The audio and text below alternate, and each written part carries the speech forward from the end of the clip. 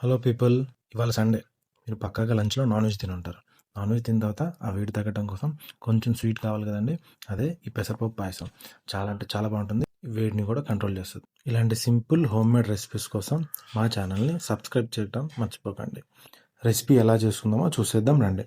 ముందుగా నేను 1.5 కప్ మూంగ్ దాల్ నీట్గా వాష్ చేసుకున్నాను. వాష్ చేసుకొని కుక్కర్లో వేసుకున్నాను.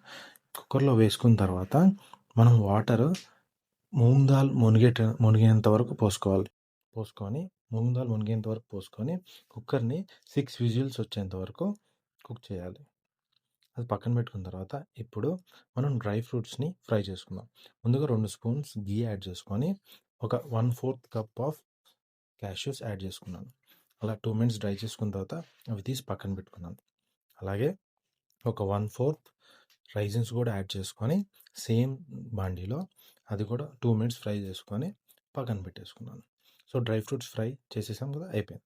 నెక్స్ట్ ఇప్పుడు అదే బాండీలో ఒక 2 స్పూన్స్ గీ వేసుకొని ఇప్పుడు ఫ్రెష్లీ గ్రేటెడ్ కోకోనట్ని యాడ్ చేసుకుందాం. అది ఒక 3/4 కప్ యాడ్ చేసుకుందాం. ఈ ఫ్రెష్లీ గ్రేటెడ్ కోకోనట్ని 2 to 5 మినిట్స్ ఫ్రై చేసుకొని మంచి అరోమా వచ్చిన తర్వాత ఒక కప్లో తీసుకొని పక్కన పెట్టేసుకుందాం. ఇప్పుడు అన్ని ఫ్రై ఐటమ్స్ అన్ని చేసుకున్న వెంటనే అయిపోయినాయి. ఇప్పుడు అదే ప్యాన్లో 1.5 కప్ ఆఫ్ జాగరీ తీసుకున్నాను. మీకు ఎక్కువ స్వీట్ కావాలైతే 2 కప్స్ తీసుకోవచ్చు. సో ఆ కప్తోనే 1/4 or 3/4 of water depending upon కన్సిస్టెన్సీని బట్టి మనం యాడ్ చేసుకొని బెల్లము లిక్విడ్ ఫామ్ వచ్చేంత వరకు కుక్ చేసుకోవాలి.